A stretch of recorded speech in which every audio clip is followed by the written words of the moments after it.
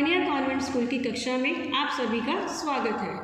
आज हम आरोह की कविता नंबर 8 कवि गोस्वामी तुलसीदास द्वारा रचित कविता कवितावली को पढ़ेंगे, जो कि उत्तरकांड से ली गई है। गोस्वामी तुलसीदास जी का जन्म सन 1532 में उत्तर प्रदेश के बांदा जिला के गांव राजापुर में हुआ। गोस्वामी तुलसीदास जी राम भक्ति शाखा के बहुत प्रसिद्ध कवि थे। उनकी रचनाएं रामचरितमानस, विनय पत्रिका, गीतावली, दोहावली, कवितावली उनकी सुप्रसिद्ध रचनाएं हैं। गोस्वामी तुलसीदास जी का निधन सन 1623 ईस्वी में काशी में हुआ। तो चलिए बच्चे, हम शुरू करते हैं कवितावली उत्तरकांड। इसमें कवि तुलसीदास जी ने बताया है कि एक ओर तो जहाँ संसार में राम भक्ति का प्रचार प्रसार था, वहीं दूसरी ओर संसार की जो आर्थिक स्थिति थी, लोगों की आर्थिक स्थिति थी, वो बहुत ही खराब थी। तो उस समय लोगों की आर्थिक स्थिति के बारे में कवि ने वर्णन किया है। किस्बी क्या होता है? किस्बी होता है मजदूर। किसान कुल का मतलब होता है परिवार। जो मजदूर थे, किसान कुल के लोग थे, यानी कि उनके पुत्र या किसान कुल। बनिक क्या होता है? व्यापारी। भिखारी जो भीख मांग के अपना गुजारा करते हैं। भाट क्या होता है? भाट बच्चों पंडितों की एक प्रजाति होती है। इन लोगों का काम भी लोगों के दया भाव से ही चलता है। चाकर मतलब नौकर कहीं भी नौकरी करने वाला। चप्पल नट क्या होता है? चप्पल नट होता है चंचल नट, जिसको बोलते हैं, जो ये उछलने कूदने के काम करते हैं, उछल कूद करके जो लोगों का मनोरंजन करते हैं और अपनी जीविका चलाते हैं। चोर जो चोरी करते थे। चार मतलब सेवक। चेटिकी मतलब सेविकाएं। तो कवि तुलसीदास जी ने बताया कि इस संसार में जो मजदूर कुल के लोग थे, किसान कुल था, व्यापारी थे, भिखारी थे, पंडित थे, नौकर चाकर थे, जो चप्पल नट तरह तरह के काम करते थे, उछल कूद करके अपनी जीविका कमाते थे, चोर थे, और सेवक सेविकाएं।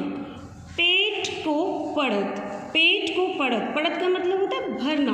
पेट को भरने के लिए ये जो लोग थे, जितने भी संसार के, पेट को भरने के लिए गुण गढ़त क्या होता है? गुण गढ़त होता है विभिन्न कलाओं को सीखना, मतलब कि अपने गुणों का प्रसार करना, अपने गुणों को बढ़ाना। चढ़त गिरी क्या होता है? गिरी होता है पहाड़। चढ़त मतलब चढ़ना। तो ये जो लोग थे अपनी जीविका कमाने के लिए पेट को पड़त मतलब अपने पेट को पालने के लिए अलग अलग तरह की कलाएं सीख रहे थे, पहाड़ों पर चढ़ने का काम सीख रहे थे। अटत गहन गन। अटत क्या होता है? घूमते थे। गहन का मतलब होता है बहुत गहरा, घने जंगल में। अहन होता है जंगल। अखेटकी होता है शिकार करना। कि ये जो लोग थे अपना पेट भरने के लिए गहरे घने जंगल तक में भी चले जाते थे और शिकार किया करते थे। ऊंचे नीचे कर्म भी किया करते थे, मतलब पेट को पालने के लिए वो ये नहीं देखते थे कि कौन सा काम ऊंचा है, कौन सा नीचा है। जो भी काम उन्हें करने को मिलता था, वो अपना पेट पालने के लिए सब तरह के काम करते थे। धर्म अधर्म के काम करना, मतलब सही है या गलत है इस बारे में सोचे बिना वो अधर्म के काम भी किया करते थे।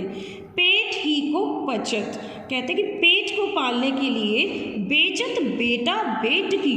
अगर उन्हें अपने बच्चों को बेचना पड़ता था तो उनकी स्थिति इतनी खराब थी कि वो अपने बच्चों तक को भी बेच दिया करते थे। तुलसी बुझाई एक राम घन श्याम ही।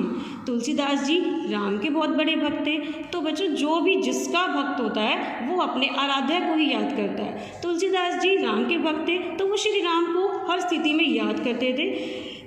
तुलसीदास जी कहते हैं कि बुझाई एक राम घन श्याम ही, कि ये जो आग लगी हुई है, कौन सी आग?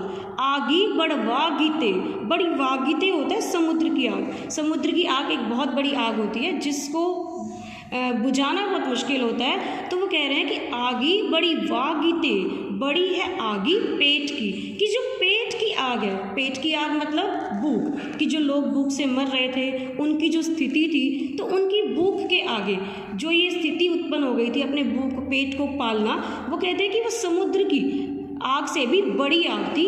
अब इस आग को कैसे बुझाया जा सकता है? तो तुलसीदास जी ने कहा, बुझाई एक राम घनश्याम ही। घनश्याम मतलब काले बादल, मेघ रूपी। तो ये किसके लिए प्रयोग हुआ है? ये हुआ है राम के लिए। तो कहते हैं कि जो श्री राम है वो ही, मेघ रूपी श्री राम ही इस आग को बुझा सकते हैं। कौन सी आग? पेट की आग को। ये जो भूख की आग थी, ये जो लोगों की स्थिति थी, उसको ठीक कर सकते हैं। मतलब कि इन लोगों की स्थिति को सुधारने के लिए श्री राम ही उनके ऊपर कृपा कर सकते हैं।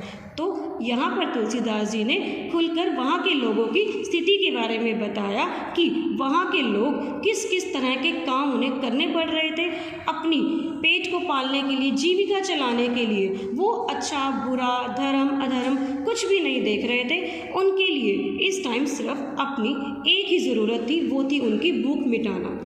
बच्चों, आज आप इस काव्यखंड के शब्दों को, अर्थों को समझेंगे और अच्छे से इसे पढ़ेंगे। कल की कक्षा में हम अगले काव्यखंड के बारे में पढ़ेंगे। धन्यवाद।